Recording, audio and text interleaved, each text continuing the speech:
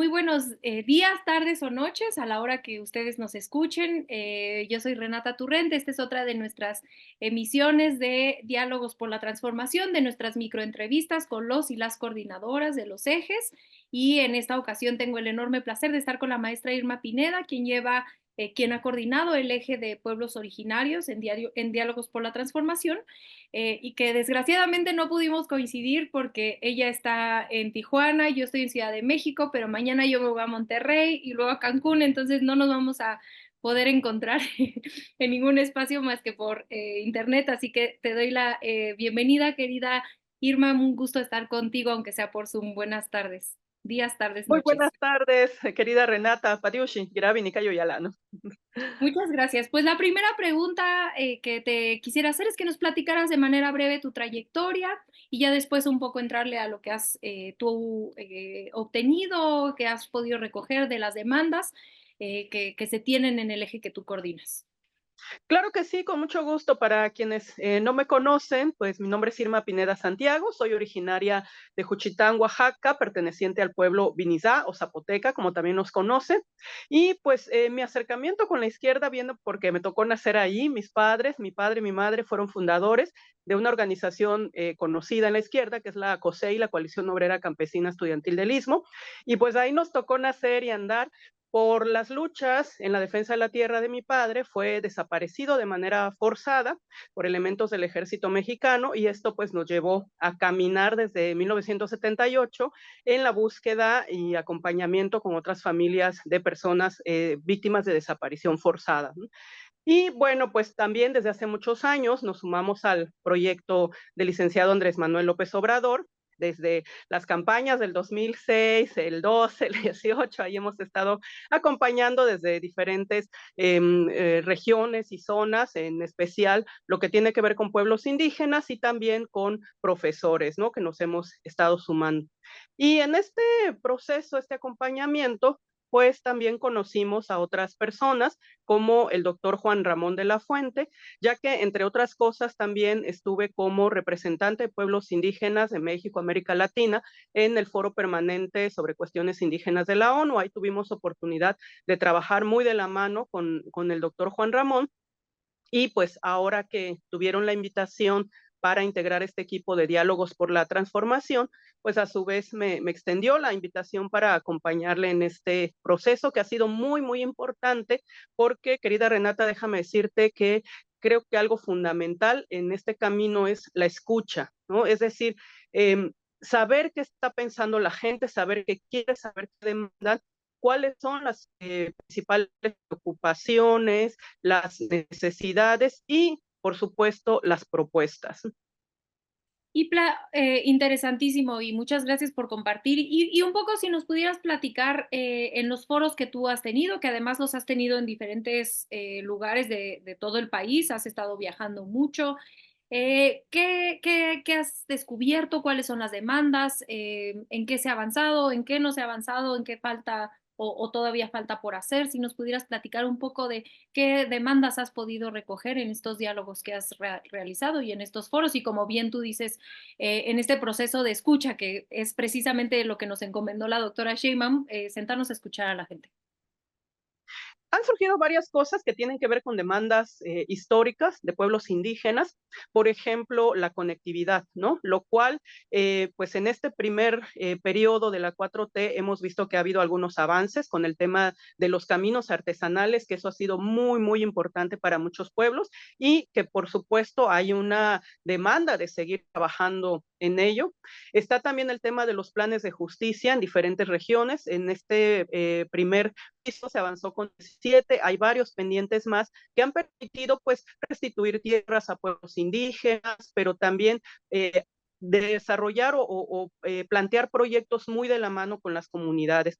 Y esto a su vez tiene que ver también con propuestas de la gente con tener acceso a la salud que, como bien sabemos, no en todas las regiones se cuentan con hospitales, clínicas o atención médica, ¿no? Y en esta demanda de la salud, además de contar con el servicio, también algo muy importante es que puedan ser atendidos con perspectiva intercultural, es decir, con mucha sensibilidad de sus lenguas, de sus tradiciones, de su propio conocimiento sobre la medicina tradicional, sobre el uso de las hierbas, de remedios naturales, etcétera, ¿no? Entonces, la importancia también de contar con traductores en las áreas de salud. Y a la salud se suma el tema de la educación, que también es necesario que haya mayor acceso a la educación para la gente de pueblos originarios. Y en este sentido, volvemos al tema de las lenguas, que se pide que esta educación pueda ser impartida desde la propia cosmovisión de los pueblos y comunidades y en sus lenguas, ¿no? No solamente en sus lenguas, ahora estamos hablando incluso ya no de educación bilingüe nada más, sino que la gente está pidiendo educación trilingüe incluso por la migración, por el contacto permanente con familias que ya viajaron a Estados Unidos principalmente o que radican allá. Y entonces este flujo constante entre las comunidades indígenas y poblaciones que han migrado, pues hace que se genere esta necesidad de conocer su propia lengua, la lengua originaria, poder dominar también el español y la posibilidad de aprender otras lenguas como el inglés, ¿no? Entonces ya no hablamos de educación bilingüe, sino de educación trilingüe pues multicultural y plurilingüe, ¿no? Entonces, de eso estamos hablando. También hay una demanda que ya está presente en una iniciativa que el presidente presentó este año en febrero al Congreso de la Unión, que es el de la reforma indígena, donde se plantea una reforma al artículo segundo constitucional que reconozca a los pueblos originarios como sujetos de derechos, es decir, poder tener acceso a muchas más cosas que hasta ahora no se ha podido contar porque solo aparecen como sujetos de interés público, ¿no? Entonces, son las cosas que se han planteado y de ahí pues el reconocimiento, por ejemplo, de la partería tradicional, la posibilidad también del desarrollo empresarial, que ha sido una demanda muy importante, que pues se pueda apoyar de manera fuerte a empresarios indígenas que a su vez están generando empleos en las comunidades, pero esto nos lleva a que las plataformas de accesos digitales también puedan tener una mayor facilidad para poder acceder al mismo tiempo a los proyectos productivos, ¿no? Es decir, hay convocatorias de Secretaría de Economía, del Instituto Nacional de Pueblos Indígenas, pero muchas veces las poblaciones indígenas o no hay esta conexión, el acceso al Internet, en algunas comunidades ni siquiera contar con luz, y cuando se tiene, a veces los formatos son tan complicados que dificultan, ¿no?, el acceso de la gente de pueblos originarios a esta información y por lo tanto a subir sus propuestas y proyectos.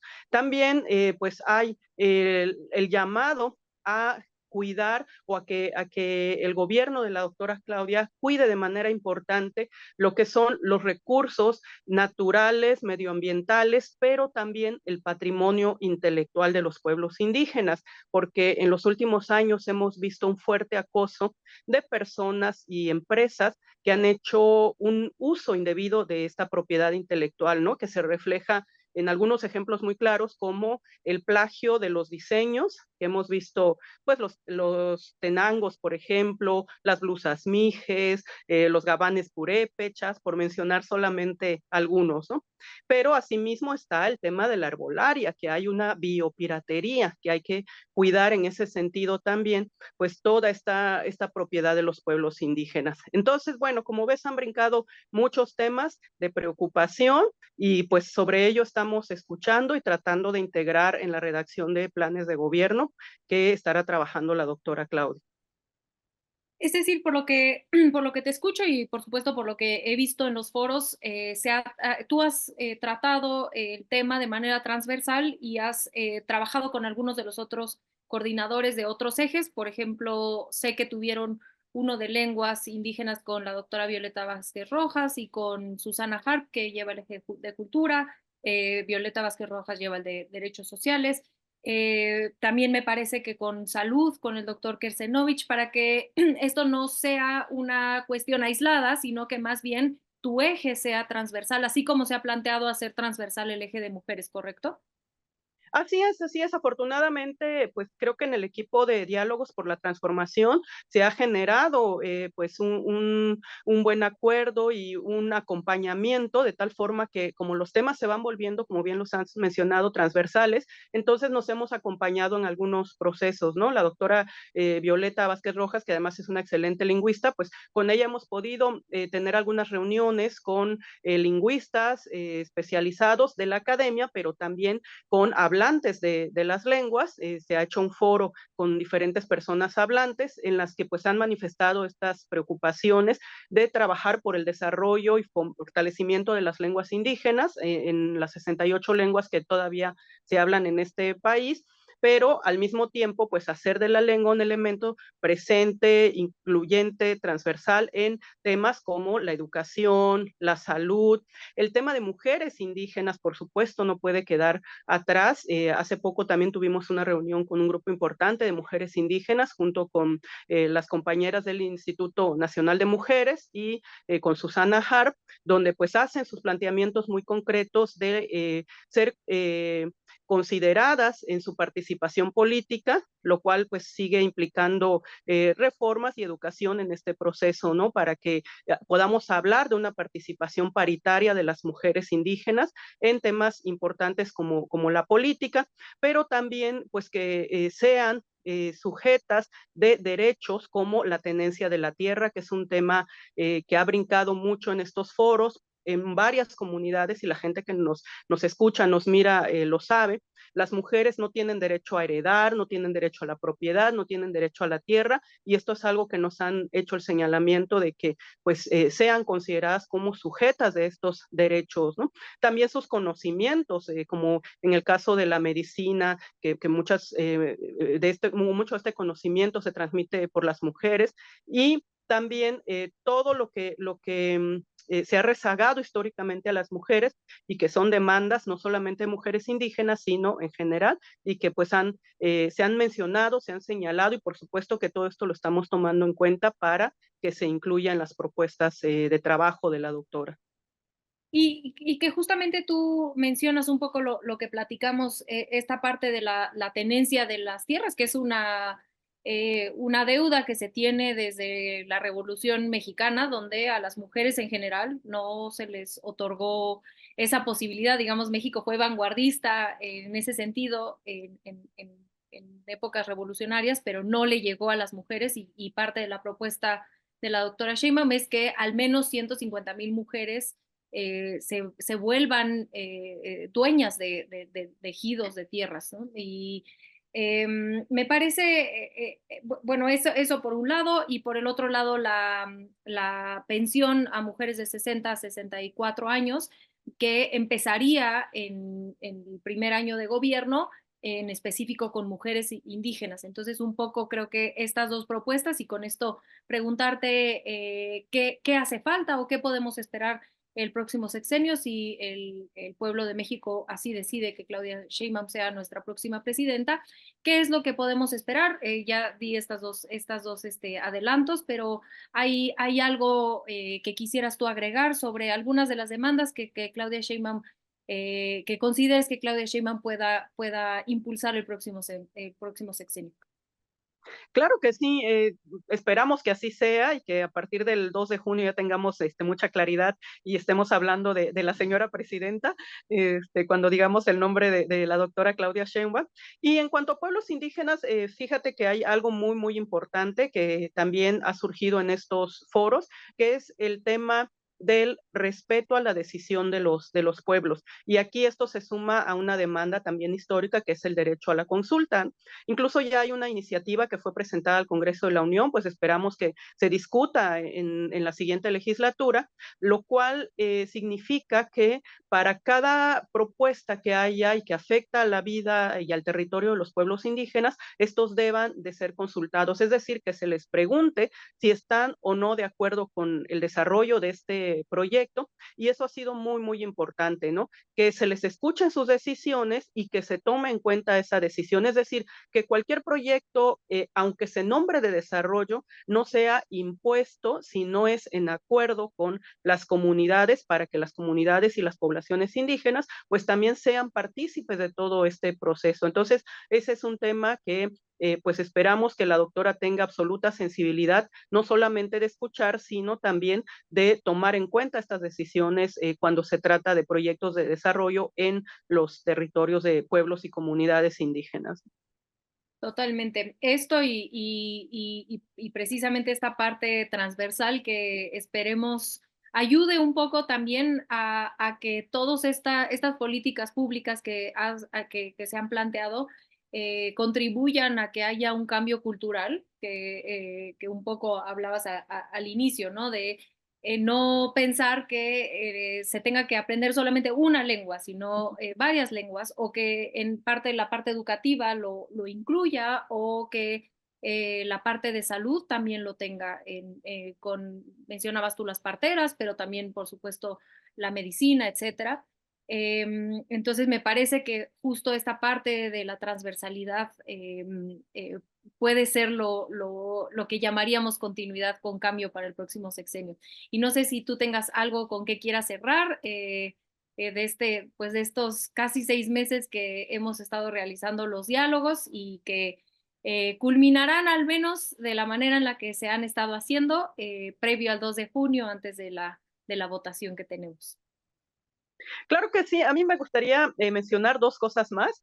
Una de ellas que sí ha sido propuesta, sobre todo de los jóvenes en las mesas de diálogo, que es el que se le dé desde las estructuras de gobierno mayor difusión a todo lo que tenga que ver con población indígena, ¿no? Porque también creo que el gran problema de la discriminación que todavía tenemos en el país tiene que ver con el desconocimiento que hay hacia las culturas, las lenguas y toda la riqueza cultural que tienen los pueblos indígenas, ¿no? Entonces, esa es una petición muy concreta de los jóvenes, la difusión, el uso de los medios de comunicación digitales, tradicionales, pero que haya mayor difusión y promoción de las lenguas, culturas y riqueza de los pueblos indígenas, ¿no?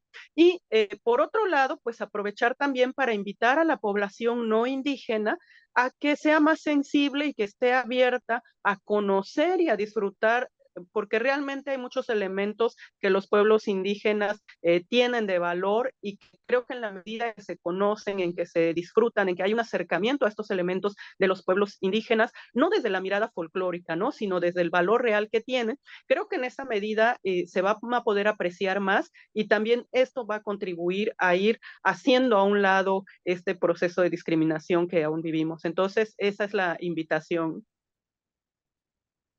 Totalmente. Irma, pues te mando un abrazo enorme a distancia. Esperemos que muy pronto nos podamos ver y pues extenderte mi agradecimiento por platicarnos de esto, de todo el trabajo que has hecho en tu eje, de las propuestas que hay, de las demandas que has podido recoger, y pues todo mi cariño y toda mi admiración para ti hasta el otro lado del país. Muchísimas gracias, Renata, querida. Igual un abrazote fuerte, y pues un abrazo para toda la gente que nos escucha, que nos mira por estos medios. Sikaru Muchas Yana, tú. gracias, gracias. Adiós, adiós.